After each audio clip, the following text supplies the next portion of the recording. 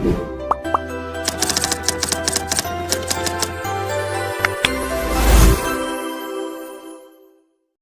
आइए फ्रेंड, आज के वीडियो की शुरुआत हम एक्सरसाइज 3.2 के क्वेश्चन 4 से करते हैं। जरा स्टेटमेंट पढ़ लेते हैं, क्या कहा जा रहा है स्टेटमेंट में।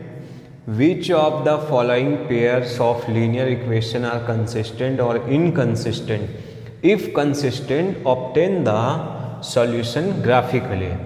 स्टेटमेंट में ये कहा जा रहा है कि ये जो लीनियर इक्वेशन आप देख रहे हैं, आपको ये चेक करना है कि ये कंसिस्टेंट है या इनकंसिस्टेंट। अगर ये कंसिस्टेंट है तो इन्हें ग्राफिकली आपको सॉल्व करना है। दैट मीन्स ग्राफिकली सॉल्व करके आपको एक्स और वाई का वैल्यू फाइंड करना है।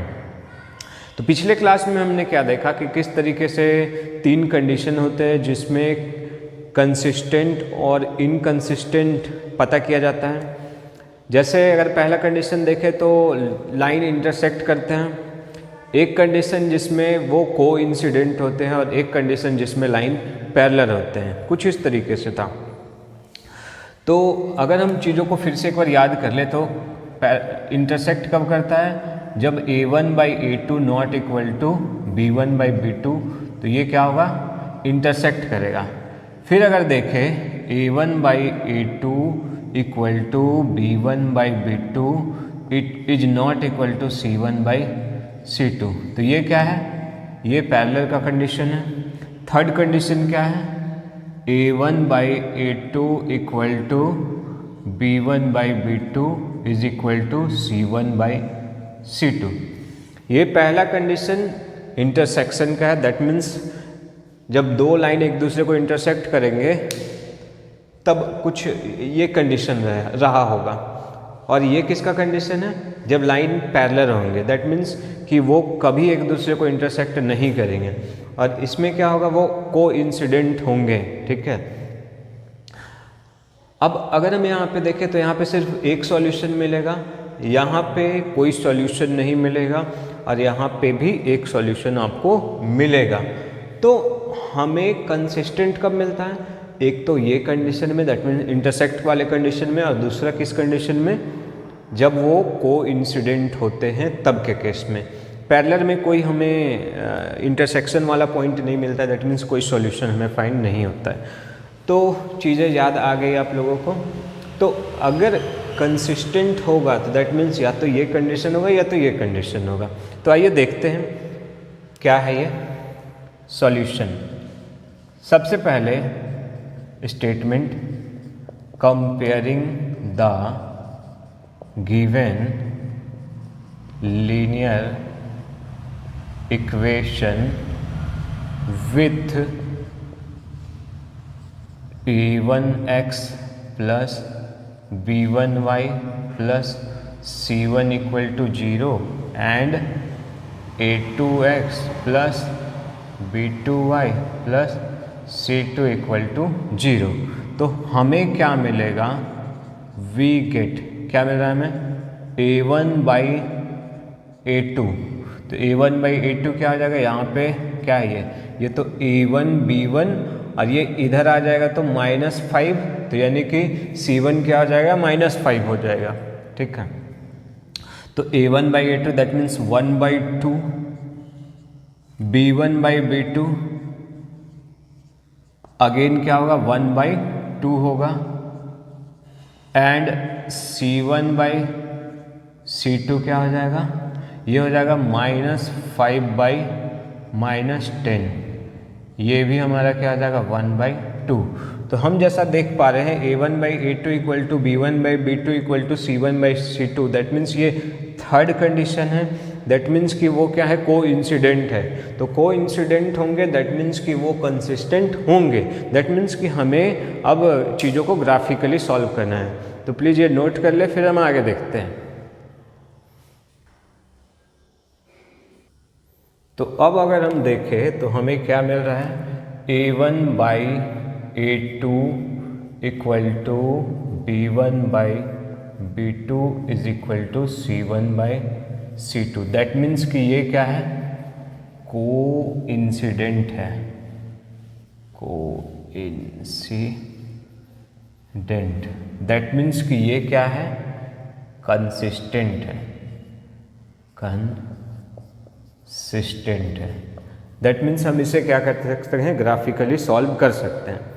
तो आइए ग्राफिकली सॉल्व किया जाए। तो सबसे पहले अगर हम यहाँ पे देखें, ये क्या है अपना 1 था, तो from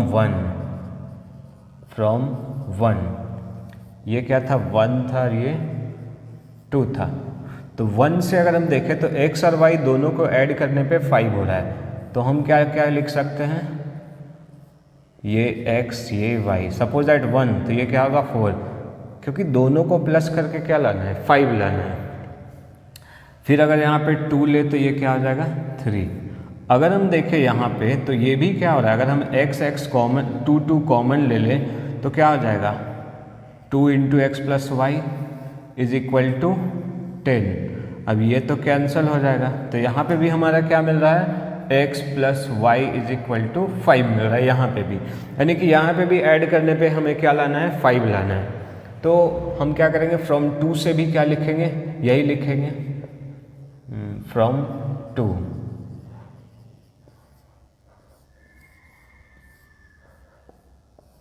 x y, suppose that ये 3 तो ये 4, ये सॉरी ये 3 तो ये 2 और ये 4 तो ये 1। क्यों, क्योंकि दोनों को ऐड करके क्या लाना है, 5 लाना है। तो ये हो गया। अब आगे हम क्या देखेंगे, ग्राफ इसका कैसा होगा, तो प्लीज़ नोट कर ले, फिर देखते हैं ग्राफ। तो फ्रेंड कुछ इस तरीके से ग्राफ हुआ। यहाँ पे हमें 1 4 2 3 3 2 4 1 हमें लोकेट करने थे, कुछ इस तरीके से हमने लोकेट कर लिया। अब चूंकि ये क्या है, एक कोइंसिडेंट है, ठीक है, दैट मीन्स कि इसका मेनी सॉल्यूशन होगा, ठीक है। तो अगर हम देखें तो क्वेश्चन क्या कह रहा था, क्वेश्चन में ये कहा जा रहा था कि आप लीनियर इक्वेशन को देखें और देखने के बाद वही a1/a2 b1/b2 एंड c1/c2 के थ्रू आप ये पहले पता लगाएं कि वो कंसिस्टेंट हैं या नहीं है। अगर कंसिस्टेंट है तो उन्हें ग्राफिकली सॉल्व करें। तो कंसिस्टेंट का 2 कंडीशन होता है, एक तो कब, जब लाइन इंटरसेक्ट करते हैं, और इंटरसेक्ट करने का कंडीशन क्या होता है, a1/a2 not equal to b1/b2 होता है। और एक और कंडीशन जो कि a1/a2 equal to b1/b2 equal to c1/c2 जो कि कोइंसिडेंट का कंडीशन होता है। इसमें भी हमें लाइन कंसिस्टेंट मिलते हैं और इन्हें भी हम क्या करेंगे, ग्राफिकली सॉल्व करेंगे। आई होप चीज़ें समझ में आ गई होंगी। आइए देखते हैं नेक्स्ट क्वेश्चन क्या कहता है। नेक्स्ट क्वेश्चन हमारा कुछ ऐसा है, तो आइए स्टार्ट करते हैं। स्टेटमेंट आप लिख लें। स्टेटमेंट के बाद अगर हम यहाँ पे देखें तो हमें क्या क्या मिल रहा है, a1/a2 ये क्या है 1/3, b1/b2 ये क्या है, ये भी क्या है 1/3, क्योंकि ये क्या होता है a1 b1 और ये इधर आ जाएगा तो c1, यानी कि a1 क्या हो गया 1 हो गया, b1 क्या हो गया -1 हो गया और c1 क्या हो गया, ये इधर चला जाएगा तो वो क्या हो जाएगा -8, क्योंकि कुछ ऐसा ही होता है ना, याद करें जरा, a1x + b1y + c1 = 0। तो इधर हम ये वाला 8 हम उधर ले आएंगे और उधर क्या करेंगे 0, क्योंकि जो फॉर्म होता है कुछ ऐसा होता है। तो इसी के बेसिस पे हम कंपेयर करके चीज़ों को लिखेंगे। आगे ये हो गया, माइनस माइनस कैंसिल हो जाएगा तो 1/3 और एक बचा क्या c1/c2, ये क्या हो जाएगा -8/16 -16, ये कैंसिल हो गया, बचा क्या 1/2। तो अगर जरा हम यहाँ पे देखें तो हमें क्या मिल रहा है, हमें a1/a2 इक्वल मिल रहा है b1/b2 के, लेकिन वो इक्वल नहीं है c1/c2 के। दैट मीन्स कि ये किसका कंडीशन है, ये इनकंसिस्टेंट का कंडीशन है, इनकंसिस्टेंट। क्यों, क्योंकि लाइंस क्या हैं पैरेलल हैं, सिंस लाइंस आर पैरेलल। तो जब लाइन पैरेलल हैं तो दैट मीन्स दिस मतलब it have no solution, there is no solution, have no solution, इसका कोई भी सॉल्यूशन नहीं है। तो इस तरीके से हमने सेकंड क्वेश्चन भी देखा। सेकंड में चूंकि ये क्या है, पैरेलल है, तो जब चीज़ें पैरेलल होती है तो हमें कोई भी सॉल्यूशन फाइंड नहीं होता है। सॉल्यूशन हमें तभी फाइंड होगा जब वो एक दूसरे को इंटरसेक्ट करेंगे। तो यहाँ पे पैरेलल मीन्स क्या कि दोनों क्या हैं, कुछ इस तरह से। तो जब लाइन एक दूसरे को इंटरसेक्ट कर ही नहीं रहे हैं तो हमें सॉल्यूशन फाइंड नहीं होंगे। आई होप चीज़ें समझ में आ गई होंगी, नोट कर ले, फिर नेक्स्ट क्वेश्चन देखते हैं।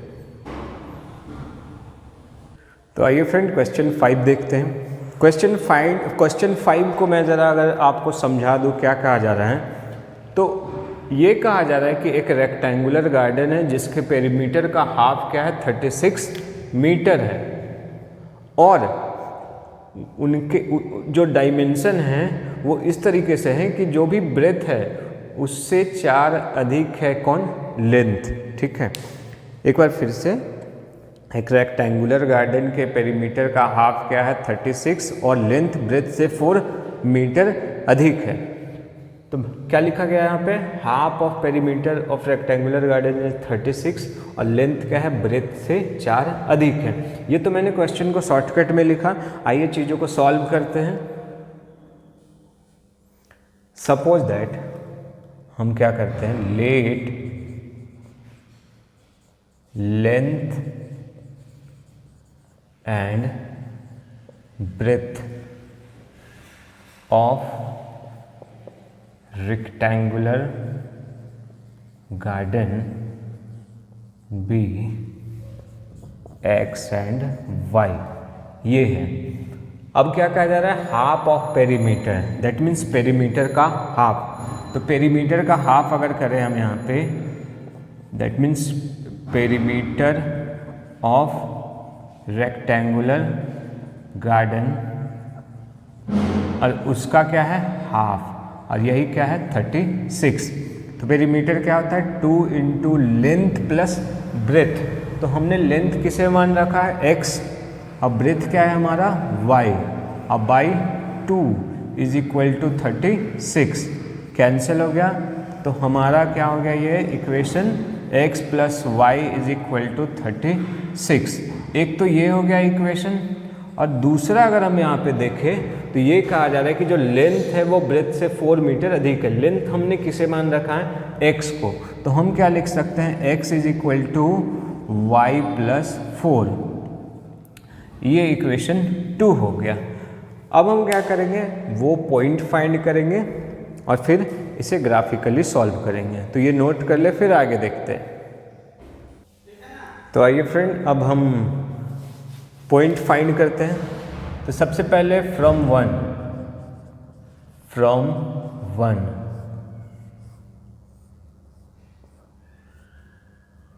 x y।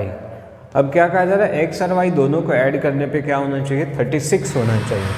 सपोज दैट अगर हम यहाँ पे ले ले 25, तो ये क्या हो जाएगा, हाँ कितना हो जाएगा, ये हो जाएगा 11 हो जाएगा।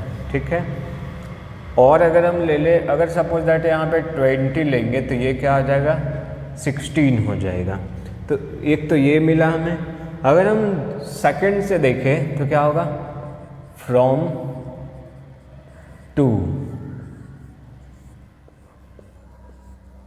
2 क्या है, x is equal to y plus 4 है, ये x ये y। अगर हम क्या करें, अगर y में 4 प्लस कर दे तो वो x के इक्वल होगा। ठीक है, तो पहले हम y रखते हैं। सपोज दैट y अगर 2 है तो x क्या होगा, उससे 4 मोर होगा, दैट मीन्स कि 6। अगर ये 3 है तो ये क्या होगा, 7 हो जाएगा। ठीक है, अब कुछ इस तरीके से हम चीज़ों को सॉल्व करेंगे।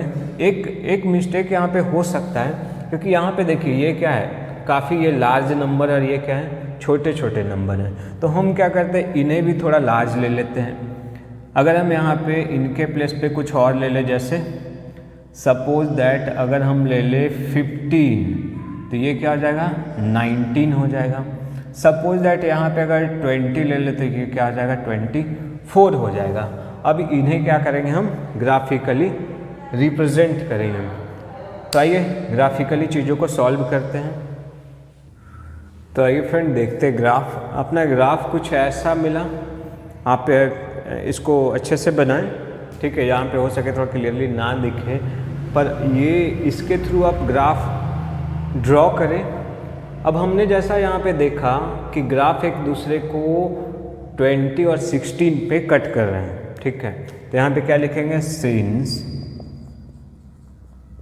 Lines intersect each other, lines intersects each other at point 20 16। that means x क्या है, 20 है, एंड y क्या है, 16 है। हमने x किसे माना था, लेंथ को माना था। तो क्या लिखेंगे, hence length of rectangular garden is 20 meter and breadth of rectangular garden is 16 meter। अब जैसा क्वेश्चन में कहा गया था कि x प्लस वाई क्या है, 36। अब देखिए 20 प्लस 16 36 हो रहा है, और क्या कहा जा रहा था कि जो x है वो y से 4 अधिक है। तो देखिए 16 में 4 प्लस करेंगे तब जाके वो क्या होगा, 20 के इक्वल होगा। तो इस तरीके से हमने चीज़ों को वेरीफाई भी कर लिया, इस तरीके से हमारा बनाया हुआ सही है। तो प्लीज़ इसे नोट कर ले, फिर आगे देखते हैं क्या है। तो आइए फ्रेंड देखते हैं नेक्स्ट क्वेश्चन क्या है। 6 क्या कह रहा है, given linear equation 2x + 3y - 8 = 0, right another linear equation in 2 variable such that the geometrical representation of the pair so formed is intersecting, parallel and coinciding। एक लीनियर इक्वेशन दिया हुआ है, दैट मीन्स कि वो जो दो पेयर होते हैं लीनियर इक्वेशन में, उसमें एक आपको दिए हुए है, दूसरा एक आपको खुद से लिखना है, और इस तरीके से लिखना है कि वो इंटरसेक्टिंग होने चाहिए। तो इंटरसेक्टिंग के लिए क्या होता है, a1/a2 ≠ b1/b2। अगर हम क्या लिखें, 3x + 4y - 5 = 0, तो क्या हो जाएगा, यहाँ पे अगर हम लोग देखें तो a1/a2 क्या है, 2/3, और b1/b2 क्या है, तो ये है 3/4। तो अगर हम यहाँ पे देखें कि a1/a2 इक्वल नहीं है किसके, b1/b2 के, तो इस तरीके से ये क्या कर रहा है, इंटरसेक्ट कर रहा है। पैरेलल में क्या होता है, a1/a2 इक्वल होता है b1/b2 के, बट वो इक्वल नहीं होता है c1/c2 के। तो पैरेलल का देख लेते हैं। पैरेलल में a1/a2 = b1/b2 but not equal to c1/c2। तो पहला हमें ये देखिए कि पैरेलल हमें इक्वल किसको दिखाना है, a और b को। तो क्या करना है, जब भी आपको इक्वल दिखाना है तो किसी पार्टिकुलर नंबर से आप मल्टीप्लाई कर दें। दैट मीन्स कि हमें दिखाना किसको है, a और b को इक्वल दिखाना। That means a1/a2 = b1/b2। तो हम क्या करेंगे, ये a और b में क्या करेंगे, किसी चीज़ से मल्टीप्लाई कर देंगे, सपोज दैट 2 से। तो क्या हो जाएगा, 2 × 2 = 4x, 3 × 2 = 6y, और उधर आप एज इट इज़ भी छोड़ सकते हैं, उधर कोई कंडीशन नहीं, आपका जो मर्जी जो दिल करे वो लिख ले। अब अगर हम यहाँ पे देखें तो क्या मिल रहा है, a1/a2 ये मिल रहा है क्या, 2/4 यानी कि 1/2। b1/b2 क्या मिल रहा है, ये भी हमें क्या मिलेगा, 3/6 यानी कि 1/2, और c1/c2 क्या हो जाएगा, ये हो जाएगा -8/3। तो हम जैसा कि अगर यहाँ पे देखें तो a1/a2 इक्वल है b1/b2 के, बट वो c1/c2 के इक्वल नहीं है, ठीक है। अब यहाँ पे कोइंसिडेंट में तीनों बराबर होता है। तो जब दो बराबर करना था तो दोनों में किसी नंबर से मल्टीप्लाई करें, आपका जो दिल करे वो नंबर से आप मल्टीप्लाई करें। यहाँ पे तीनों में इक्वल दिखाना है तो हम क्या करेंगे, तीनों में मल्टीप्लाई करेंगे। तो यहाँ पे सपोज दैट 3 से मल्टीप्लाई करें तो क्या आ जाएगा, 3x + 3 × 3 = 9, 8 × 3 = 24। ये कुछ ऐसा हो गया हमारा आंसर, ठीक है। तो आप ये सारा दिखा भी दें, यहाँ पे भी वो दिखा दीजिएगा कि क्या, जैसे a1/a2 क्या हो रहा है, तो क्या हो रहा है, अगर यहाँ पे देखें किससे मल्टीप्लाई किया, 3 से, सॉरी, तो 2 × 3 = 6, 3 × 3 = 9, 8 × 3 = 10, तो क्या आ जाएगा 2/6 यानी कि 1/2।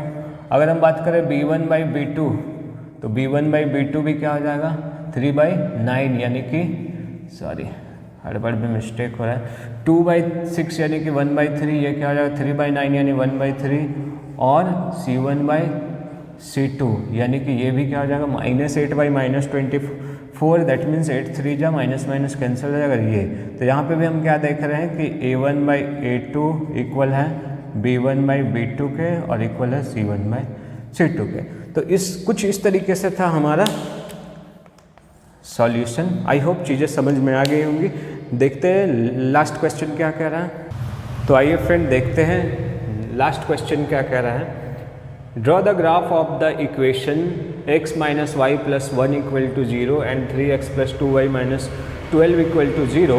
Determine the coordinate of the vertices of the triangle formed by these lines and x-axis and shade the triangular region. मतलब ये कहा जा रहा है कि ये दो लीनियर इक्वेशन के थ्रू आप ग्राफ खींचें और जो भी ट्रायंगुलर रीजन मिल रहा है जो कि किसके बीच में है by this line and x axis, यानी एक्स एक्सिस और वो लाइंस के बीच में जो भी आपको ट्रायंगुलर रीजन मिल रहा है उसको क्या करना है शेड करना है।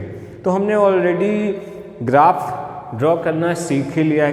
कई सारे एग्जांपल्स में क्वेश्चन में हमने ग्राफ बनाना सीख लिया। तो इसे खुद से ट्राई करें। तो आज का ये एक्सरसाइज हमारा कंप्लीट होता है। अगर वीडियो अच्छा लगे तो please like share and subscribe करें ताकि मैं अधिक से अधिक स्टूडेंट के बीच में पहुंच सकूं। Okay, take care, bye bye.